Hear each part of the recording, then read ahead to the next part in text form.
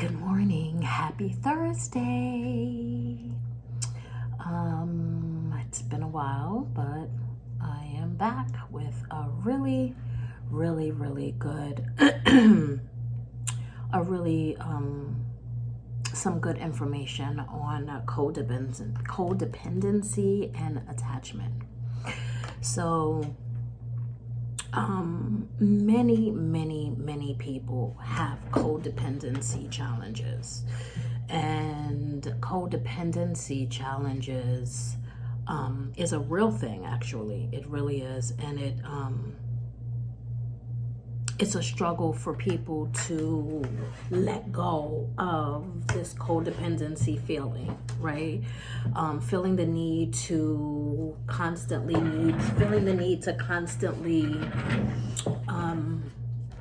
needing to be around people, needing to be in the company of people, not feeling good alone. Or, sometimes it's not even that you don't feel good alone. It's just you feel like without someone, you're not good, or you can't be good, or, so on and so forth. And this codependency really does, the focus of codependency and the blueprint of codependency, I should say, is attachment disorder. And so attachment disorder is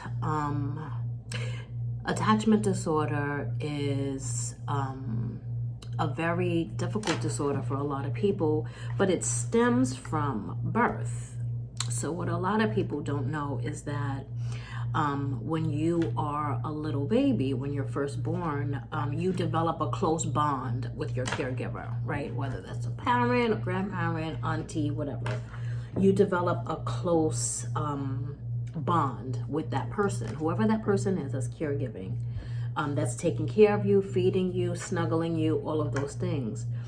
But if you don't get that within the first few months of birth, of being born, there's a very high likelihood that you will develop attachment disorder. And attachment disorder from birth is like just not receiving normal love, right?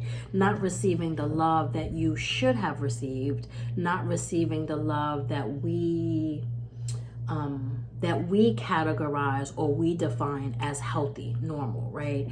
Feeding the baby, singing to the baby, hugging the baby, just interacting with the baby, having like really good mommy daughter, or mommy son, or daddy son, or grandma, like that bond.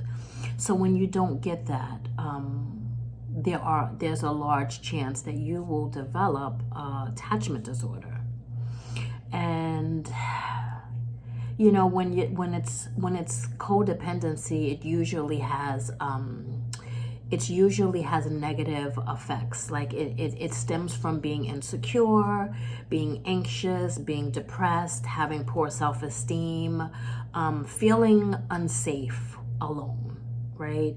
And when I say alone, again, I don't mean alone by yourself in a house. I mean alone, not being attached to someone. And that's not anyone's fault for having that disorder. That's a real thing. It's a real thing, and it's a real symptom. It's a real diagnosis. And some people struggle very much so with this disorder. Coping with it is understanding it, right? Bringing it to the forefront, making it your reality, understanding that it exists and the impact that it has on you. Recognizing that this is what the situation was, right? Recognizing whatever your family system is, whatever that is, or whatever that looks like, that's what, that's recognizing it and learning to cope with it by bringing it to your reality. Developing connections that encourage strength, that encourage resiliency. getting comfortable with having honest conversations,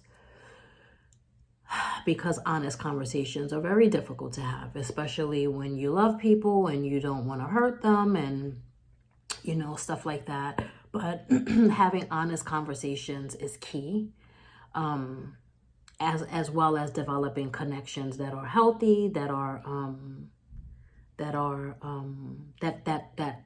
foster and promote strength and stuff like that. Also, knowing if there is trauma in your life or you've experienced trauma in your life, looking for trauma-focused therapy, which I do trauma therapy as well, but trauma-focused therapy definitely delves into past traumatic experiences, disconnections with people in your life, and working through those feelings, working through what that looked like for you. I always say cultivating a relationship with the younger version of yourself is key. And these tactics really work. I promise you they do. It's work. A lot of people, you know, want to change, and they, you know, they want to see differences in their life and stuff like that. But your life will always be indicative of whether you're moving in the right direction or not. It will always be that, right? Your truth involves behavioral patterns. So that's very important to understand. Check your behavior, check your behavioral patterns, right? Check your influences, check all of those things. And trauma-focused therapy, very important, very important. So I hope this helps. I hope this was helpful. Some people don't recognize that their codependency, that there's actually a diagnosis attached to it, right? Attachment disorder is a diagnosis, and it affects many individuals. But knowing is half the battle. So once you know, you understand, and once you know, you can be treated, and you can recognize it, and you can begin to cope with your attachment disorder. So I hope that you have an amazing day, a fantastic day, and I will see you on the next one.